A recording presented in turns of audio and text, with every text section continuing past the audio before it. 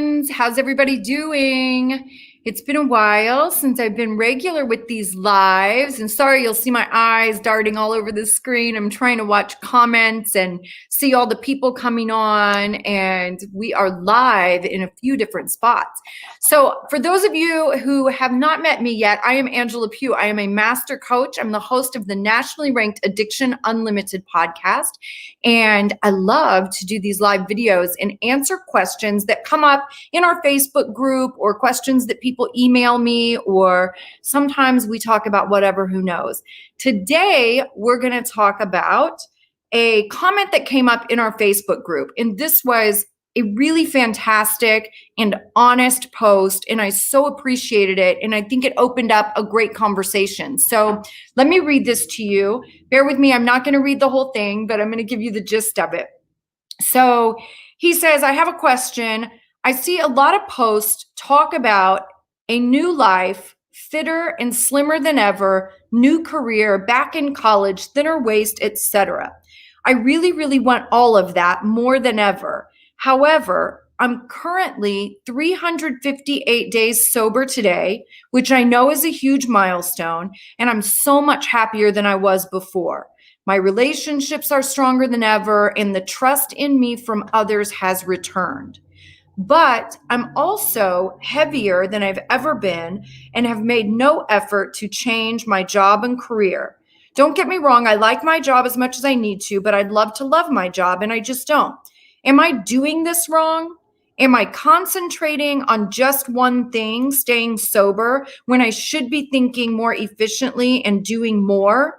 Am I rewarding myself too much for staying sober and letting other elements of my life slip? I'm confused. I love this post because I think this can be really confusing. Hi, Sarah. I think this can be really confusing. So I have a lot to say about this. In 12-step world, we talk about that 1 year sort of milestone, and 1 year is really important. And we talk about not making any major changes in your first year. The reason for that, in my opinion, this is how I took it and how it worked for me. The reason for that is you don't want any major stressors in your first year. You're really getting used to a new lifestyle, and everything is kind of different, right? Like, I wanted my first year to be smooth sailing. I didn't want anything to throw me off track. I didn't want any major anxiety. I didn't want high highs or low lows, right? Because those are the things that will make me drink. So you just want things to stay as even as possible while you get your feet firmly on the ground and you get used to this new lifestyle that you're just putting together to get more comfortable and confident in what you're doing. I always say too, I think 1 year is so important because you go through all the seasons. All the seasons come with their own challenges and changes and celebrations and parties and holidays and birthdays. And it's so important to get through that first year and all the seasons and really start creating new habits for your new lifestyle. So the more chill you can be in your first year, I think the better. Now, when I say that meaning big things like we talk about don't get married or divorced, right? Sometimes those things are unavoidable, but if you don't have to do those things in your first year, don't. Moving can be super stressful. Changing jobs can be super stressful, right? So all those big things that really take you out of your routine, throw you off balance, those are the things that we want to kind of chill out on in our first year. Now, another part of this is people with addiction tend to be pretty obsessive people. We also don't do things halfway, right? If I'm into something, I am in 150%. And if I'm out 150%. So I think it's not uncommon I have tons of friends, right, that get sober and give up their drinking or drugs or gambling addiction or whatever, and they swap it for maybe exercise addiction, maybe eating healthy, right? And we get really obsessive about these things. I would absolutely love more than anything to, to have exercise and healthy food become an addiction. It's like the one things I cannot get to stick, but I do love to exercise and do that stuff. But I had to start small, right? I couldn't go full blown into these things and get obsessive about it like a ton of my friends are. It's crazy to me. I'm jealous. But I started small. When I wanted to start making changes in other areas of my life, I just did small things. Like with food, when I recognized I was really getting out of control and uncomfortable with food, the first thing I did was I stopped eating late at night. That was it. So like 6 p.m. became my cutoff point because I go to bed really early. I get up really early. So I didn't want to eat a bunch of food so close to going to bed. So I just created that one healthy boundary for myself. I don't eat after 6 p.m. And I just started to follow that. It wasn't restricting me. I wasn't taking a bunch of foods away. I just started small. Small goals will always get you farther, right? Because you have to start building a new foundation with goals. You hear me say this all the time. I can't be a person that goes to the gym 5 days a week if I'm not even a person that can go to the gym for 5 minutes a week, right? I have to start small, build the foundation so it's more sustainable to do long term. Excuse me. We also tend to be pretty undisciplined, which is another reason I say start setting those habits really small, because we are not going to be able to do really big things and keep it up for a long period of time, right? Start small and build on those habits. So just pick something and start with that.